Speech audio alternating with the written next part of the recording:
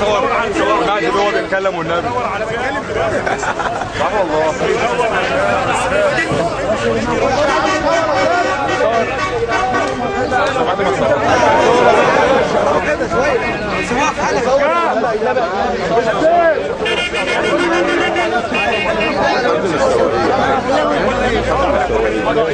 اوعى تصور.